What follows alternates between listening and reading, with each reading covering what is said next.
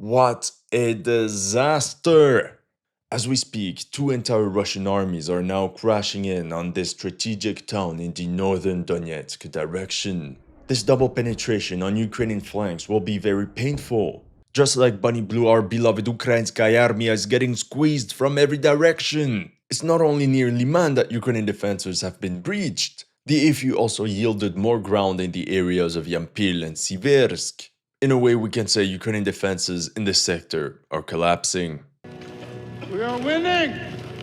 Complete silence from the mainstream media. I know you guys like the lore, so as a reminder, the Russians first captured Lyman on the 27th of May 2022. Then Ukraine recaptured it on the 1st of October 2022 at the end of the Kharkiv counteroffensive. I'll be back. And now, 3 years later, the Russians are back. Sorry, how did they achieve these gains? Meat wave tactics. Just kidding, they simply outmaneuvered the Ukrainian army. Actually, that's not the only thing they did. The Russians also took advantage of the collapse of one of the Ukrainian brigades holding the Lyman sector, namely the 60th Mechanized Brigade, which faced numerous scandals throughout the summer, which we will cover more in depth in a moment. So in this analysis, we'll go through a step-by-step analysis of this epic third battle of Lyman, so that you can understand everything that happened and what could happen next. Welcome to History Legends, and here are the latest news of the Russo-Ukraine war. If you're new to this channel, make sure to like and subscribe. Thank you to everyone that has supported the channel, and welcome to the headquarters. So that was the frontline situation in the Lyman sector on the 25th of May when I last talked about it. The Russian 20th Combined Arms Army had secured a large breachhead over the Serebryansky River and had advanced 10 kilometers, while the 25th Combined Arms Army was more or less bogged down outside Syrsky. Russian forces did raise the white-blue-red banner on the northern part of Syrsky, but in reality nothing conclusive yet. The big question at that moment was in what direction would the Russian command focus on next. For sure, they could have pushed north, but this is where the elite 3rd Assault Brigade Azov was located, so another direction was prioritized. Because remember what I said in my previous video. Another course of action would be to focus southwards, order both the 20th and 25th Combined Arms Armies to march in the direction of Lyman. That way, they could benefit from a clear numerical advantage to crush enemy positions and take the Ukrainian defense into a pincer. And it seems this is what the Russians are going for. That's right, the third battle of Lyman. Like they say, third time's a charm.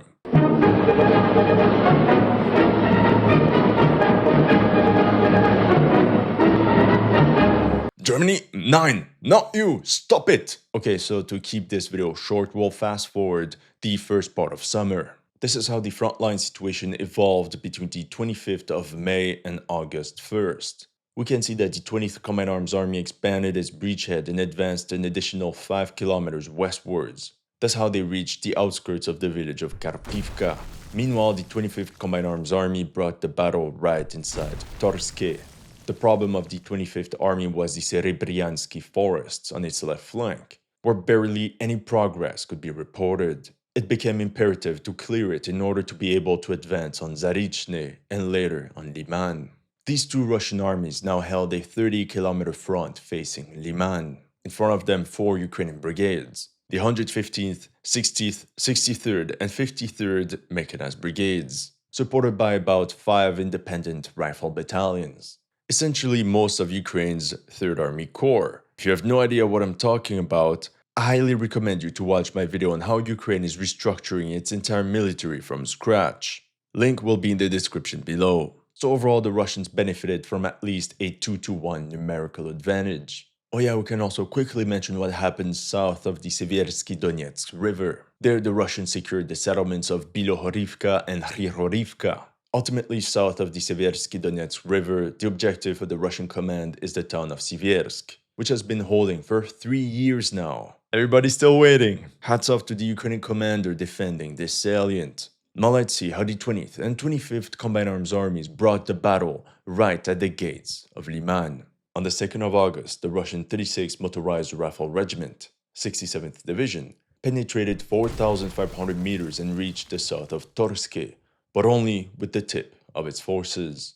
3 days later, a second thrust, 3 kilometers, a bit smaller than the first one, but much wider as they advanced on a 4-kilometer front. And this attack allowed them to gain a foothold inside Torske.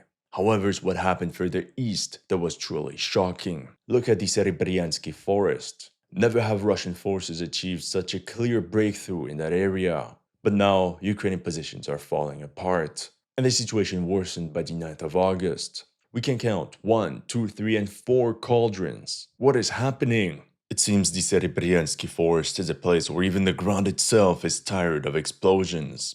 One could think the 53rd Brigade, holding these trenches in between shattered trees, has simply reached the limit of its strength. Maybe the Ukrainian command simply pulled out many troops that were deployed in that sector. Or it's because simultaneously, storm detachments of the 6th Brigade of the LPR pushed south of the Siversky Donetsk River. You see, on the 4th of August, the militiamen from Luhansk launched a daring armored assault which landed them right inside Serebryanka. Here it says Russian tank, and it's clearly inside the urban area. And here an entire rifle team was disembarked inside this house. We have captured a building, my lord! Reportedly, the Ukrainian 81st Air Mobile Brigade managed to inflict heavy losses on the Russians, but in the process probably had to abandon parts of the eastern side of Serebryanka. A couple days later, the Ukrainians halted yet another mechanized assault heading towards the settlement. It's not a surprise that the 3rd Army Corps of the Luhansk People's Republic is suddenly becoming more active. You see, in late 2024, early 2025, the entire command staff of the 3rd Combined Arms Army from the LPR, as well as numerous brigade and battalion commanders, were relieved from duty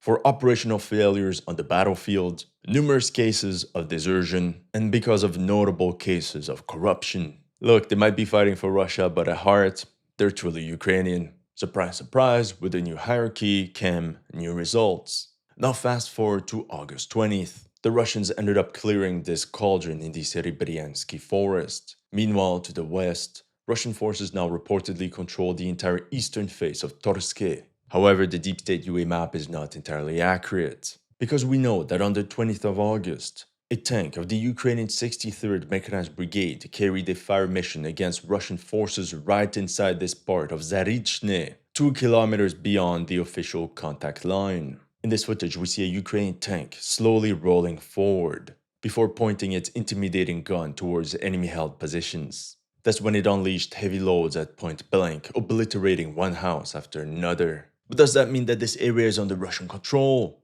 Not really! Because that same day, drone operators of the Russian 36th Regiment unleashed fiber optics Vandal drones in this same exact sector. The drones lurked over Ukrainian deployment points and then struck their dugouts. The next day, total collapse of Ukrainian positions in the Serebryansky forest. We're witnessing such a sudden withdrawal of Ukrainian forces. It's unseen before, especially from such fortified positions. At the same time, south of the Siversky Donetsk River, the Russians advanced 2 kilometers towards the village of Serebryanka. Actually, this battle is very important as well as everything happening around the Syversk salient, so I will keep it for the second half of the video. On the 22nd of August, the Ukrainian 63rd Mechanized Brigade intercepted an Orlan 10 drone flying 7 kilometers inside their lines. But there's more, they also intercepted a Lancet kamikaze drone, this time 11 kilometers from the contact line. But this time it was a nightmare, a Molnia 2, right at the entrance of Lyman. We can see how the Russians were simply unleashing their UAVs like aerial scouts to search and destroy Ukrainian fortifications and concentration of troops, but also to disrupt the rotation of forces. While Russian drones were flying over Lyman, on the 22nd of August as well, the Ukrainian command ordered another massive withdrawal. This time, they gave up on these 4 salients. This also meant they officially abandoned most of the town of Torske to the enemy, as well as huge parts of the Serebryansky forest. Remember what I said in my previous video. Now we move all the way south to the Kremina forestry. I literally don't remember when's the last time this part of the front changed. In some sectors there isn't much left of the forest. We can also clearly see the trench line oscillating between the trees. At last it seems that the Russian 25th Combined Arms Army took the bull by its horns and redeemed itself after facing so many setbacks. The next day on the 23rd, the gray zone spread over all of Zarichne, confirming the loss of Torske for the AFU. It's not a surprise that on the 25th, The Ukrainian 63rd Mechanized Brigade targeted Russian rifle teams moving out of Torsk that were attempting to infiltrate and flank Zarichne from the south. But this attack was stopped. Fire all the drones now! The Ukrainians claim to have eliminated 17 Russian soldiers, KIA. So you can imagine the number that got through undetected, probably an entire company. That same day, a Russian Tu-36 Gyasint B was destroyed near Chervonopopivka, 14 kilometers from the front. With these drone strikes, the Ukrainians also targeted multiple trucks and supply convoys operating in Krymina, 18 kilometers from the contact line. Like Kriegsforscher said on Twitter, destroying their artillery, suppressing their logistics, and targeting their drone pilots. At the same time, further north, the Ukrainian 3rd Assault Brigade Azov launched a local counterattack and regained the village of Novomikhailivka, where it raised the brigade's colors and the blue-yellow flag. Rare win these days, but a win is a win. This local Ukrainian counterattack actually was part of a bigger operational objective, which we will cover in a minute. On the 26th of August, the Russian 20th and 25th Combined Arms Armies launched a dual offensive. The 25th Army brute-forced its way forward and secured the bridge leading into Zarichne.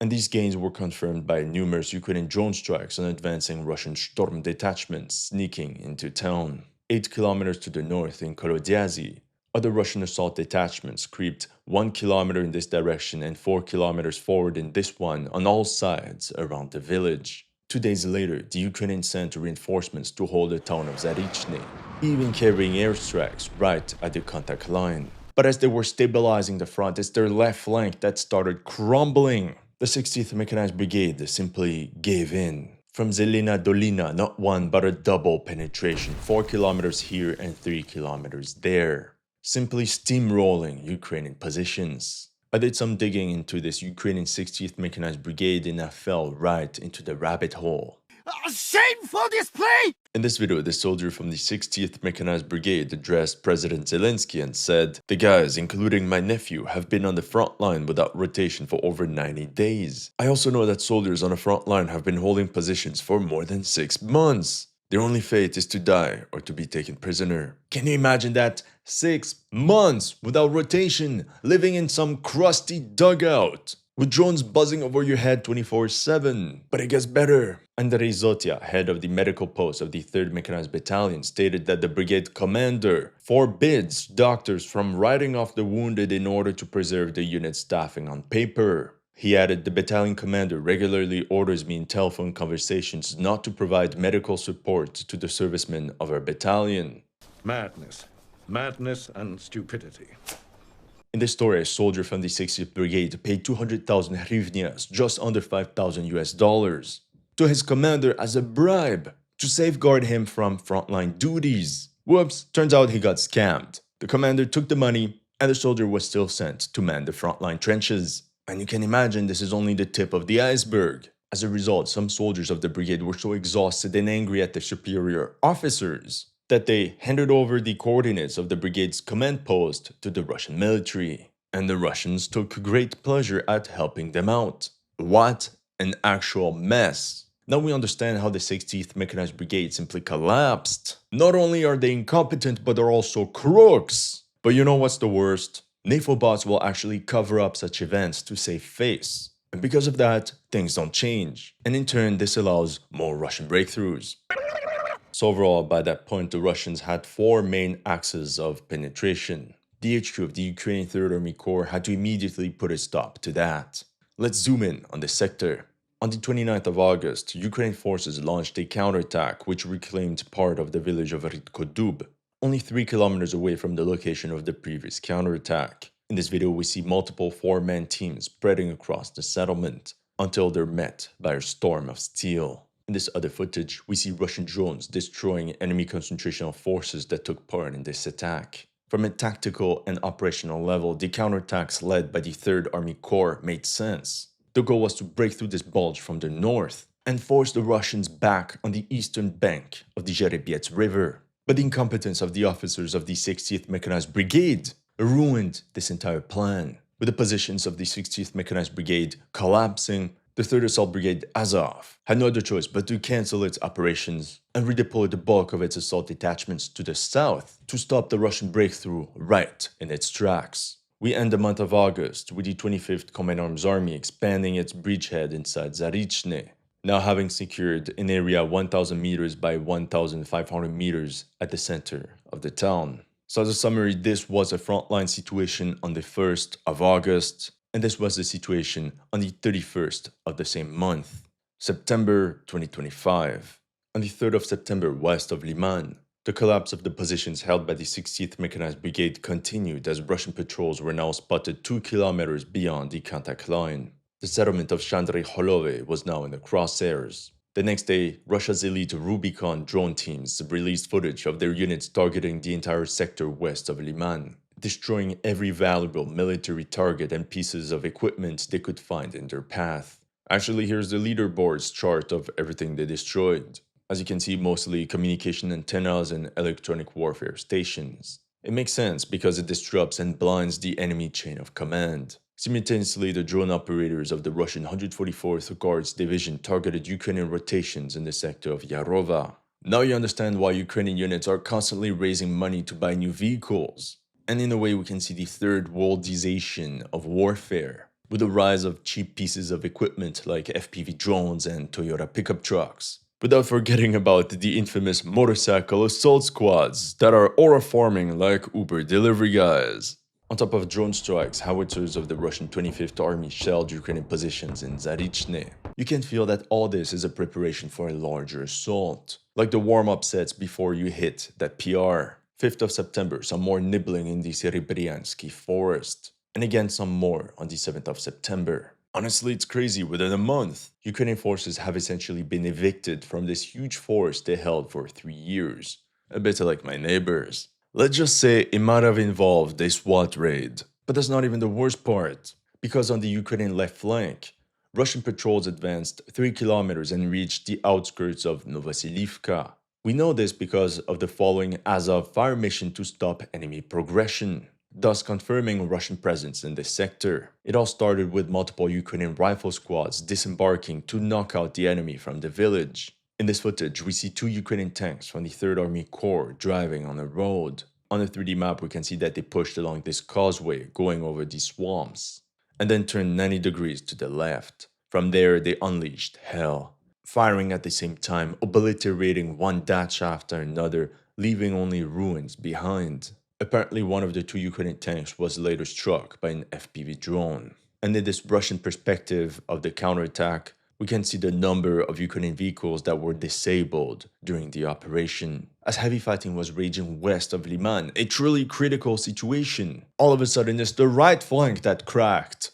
No! God, please, no! No! It started with drones of the Russian 25th Combined Arms Army pinning down Ukrainian reserves in Zarichne. They caused great damage. Moments later, Russian storm detachments raised the white-blue-red flag on the western edge of town.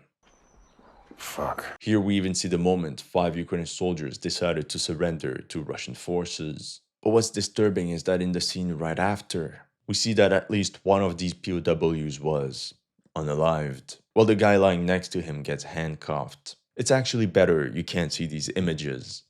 War is hell. In response, the very next day, assault teams of the 425th Assault Regiment Skala counterattacked and raised the Ukrainian flag at the center of Zarichne.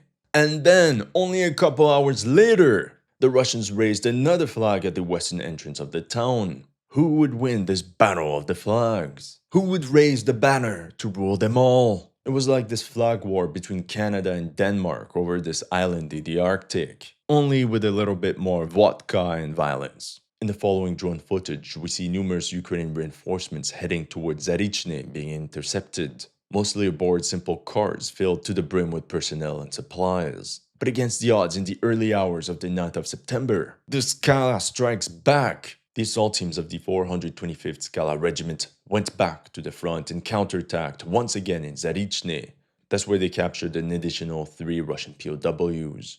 However, this happened 500 meters behind the flag they planted 24 hours earlier, meaning their previous positions had probably been overrun. This was confirmed a couple hours later when another blue-white-red banner was raised north of Zarichne.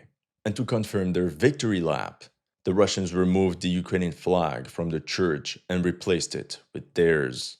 During this battle, Ukrainian troops still held this warehouse on the western side of town, but that's when a helicopter fired a Kh-39 missile right into it. Zarichne was officially lost, even if Deep State UA didn't dare to present these news to the public. But you know what? We'll forgive them. Here you can read, 25-year-old Bogdan Kolstov, a former Deep State operator, died at the front. He joined in May 2025. According to the latest news, on the 11th of September, the artillery of the 25th Army started targeting Yampil, an important village that sits right between Lyman and Siversk. 3 days later, the Russians had gained a foothold inside the northern part of the village, and on the 15th, Deep State UA acknowledged these territorial gains. During this push, the Russians also secured the ostrich farm and zoo sitting just outside the settlement. However, I won't show you the images of what Russian soldiers found there. It's so tragic, it's very sad what happened to that zoo over the years of war. But the story doesn't end there, because Russian DRGs dressed as civilians were spotted infiltrating Yampil, the Siversk front. Before I can tell you about Russia's possible next moves against Lyman, I have to tell you what happened at the same time south of the Seversky Donetsk River, against the salient centered on the town of Syversk. It's another important objective that Russian forces have been trying to capture for the past 3 years. Option 2. Storm Syversk. But currently the main effort would be concentrated on Syversk. Oh shit, here we go again. Anyway, back to the map. This was the situation around Syversk on the 20th of August. Ukrainian forces had to defend a 20-kilometer front, but with their debacle in the Serebryansky forest, their positions around the settlement of Serebryanka suddenly became weakened. On the 21st of August, as the Russian 25th Combined Arms Army made additional gains in the Serebryansky forest, assault detachments from the LPR stormed this 2-kilometer-long tree line. An important tactical objective that could be used as a stepping stone to storm Serebryanka, which was only 800 meters away. The final assault was set for the 26th of August. But as these Russian MTLB troop transports advanced at night along that tree line, they were ambushed by drone strikes from the 54th Mechanized Brigade. As the vehicles got demobilized, the infantry component was quickly disembarked, but one of the 3 rifle squads was tracked down by Mavic 3 bomber drones and annihilated. The Ukrainian command of the 11th Army Corps defending the Siversk salient had gained a couple more days to reinforce its positions and send reinforcements. But the next round was coming. 4 days later, Ukrainian soldiers clenched their teeth and fists as Serebryanka suffered from an intense artillery barrage launched by the 7th Motor Rifle Brigade of the LPR. However, something strange happened on the 2nd of September. A Ukrainian drone from the 54th Mechanized Brigade tracked down a Russian armored vehicle on the western side of the village before getting jammed. But check this out, this was recorded right here on the map. What are you doing here? The vehicle was most likely retreating after having dropped off some soldiers. It's a perfect example of how many times the Russians managed to disembark some troops without being detected by Ukrainian drones. Or like in this case, when they are detected, it's already too late. For days, the Russians continuously shelled Ukrainian positions in and around Serebryanka. But it seems this also exposed their own positions. On the 5th of September, a Russian D-30 howitzer was destroyed 8 kilometers from the contact line. 24 hours later, as Russian troops closed in on the Siversky Donetsk River, patrols of the Russian 3rd Army Corps advanced 5 kilometers right in between Serebryanka and Siversk. The settlement of Serebryanka was encircled on 3 sides. But that's not all. Siversk! Never have the Russians reached so close to Siversk. It's like that peak of adrenaline you get when you finally meet the final boss. It's not a surprise that the Russians dropped 500-kilogram lethal aid packages on that very strategic town. On the 8th of September, it was now all these Ukrainian positions all around the Siversk salient that were now getting pummeled into oblivion. It was now time for the coup de grâce. On the 9th of September, the Russians launched a large mechanized assault on Serebryanka. Like they say in Luhansk, if it doesn't work 12 times, Blyat, stop thinking, take shot of vodka and try again. But this assault was met by swarms of FPV drones. End result, 2 tanks, 3 APCs and a dozen motorcycles left behind. The next day, the Russian 25th Combined Arms Army advanced 1 kilometer over a 4-kilometer front all the way to the Siversk Donetsk River. After 3 years, the Battle of the Serebryansky forest was almost over. Meanwhile, on the 11th of September, Russian troops were spotted in dugouts 4 kilometers southeast of Siversk. No Ukrainian infantry formations in sight. In the sector, none. The next day on the 12th, Ukrainian drone operators of the Ukrainian 81st Air Mobile Brigade targeted enemy forces at the center of Serebryanka. As you can see, Ukraine only controls the western third of the village, which is anyway about to get encircled. GG, well played. It's only a matter of time before the Ukrainians have to pull out. So in summary, this was the frontline situation on the 25th of May in my last video, and this is the situation now, 3.5 months later, with 3 strategic Ukrainian towns sitting right on the line of fire. So what can we expect next? The Russian command will aim to get control of this line running along the Syversky Donetsk River all the way down to Bakhmut. This will require the capture of the town of Lyman and the elimination of the Syversk salient. And that starts with capturing the village of Serebryanka. Well, like we said, GG well played for Serebryanka. There will be renewed mechanized assaults and eventually the AFU will just give up. Perhaps we'll even see river crossing operations to flank the settlement from the north. But I don't think it will be necessary. Serebryanka is essentially encircled. Reinforcements and supplies can only get there through this 1,700-meter gap, so it's only a matter of time before that settlement gets Control-Alt-deleted. Once Serebryanka falls, this will most likely bring Russian forces to this line right on the outskirts of Siversk, along this rail embankment and these positions which, by the way, completely overlook the town. We can expect heavy fighting in the northern part of Siversk, especially near this industrial area. Now, as for Lyman, we know the 25th Combined Arms Army is now effectively in control of the Zarichne urban area. From there, they could certainly aim straight for Lyman, so that's one course of action. But simultaneously, we can expect the 25th Army to launch a sweeping movement on its left flank, along the forested banks of the Syversky Donetsk River. The first objective is the village of Yampil. The capture of the settlement is of the utmost importance because it would allow Russian forces to outflank both Lyman and Siversk, and once again would open the door to multiple river crossing operations, like we've seen on the Oskol River. Meanwhile, we can expect heavy fighting in Novoselivka and Dobrosheve as the Russian 20th Army comes crashing in on Lyman from the west. Overall, the operation to take Lyman is pretty standard, a pincer maneuver, which will benefit from the degraded state of multiple Ukrainian brigades holding that part of the front. However, we can also expect the fortified outpost of Lyman to be fiercely defended, especially since the Ukrainians have this huge force covering their rears. Additionally, the AFU is already setting up pontoon bridges and new supply lines over the Syversky Donetsk River in preparation for this battle. But remember what I said in the conclusion of my last video on the Lyman front. For the AFU in the sector, the goal is to maintain control over Lyman, whose approaches have been heavily fortified. In theory, this means everything else can be abandoned, while friendly troops fall back towards Festung Lyman, while the situation remains the same. Reports indicate that for Ukraine's commander-in-chief Syrsky, these territorial losses are acceptable. We can clearly see that the AFU has relatively few forces deployed in this direction. It's certainly not a priority compared to Pokrovsk, Kostiantynivka, or even Kupiansk. So losing ground in this sector is certainly unpleasant, but not fatal, especially as long as Lyman holds. All this to say that we're still very far from the storming of Slavyansk. That's all I have for you today. Let me know in the comment section what you thought of my analysis. If you're new to this channel, make sure to like and subscribe. And if you want to support my work, make sure to check out my Patreon or PayPal. The links are in the description below.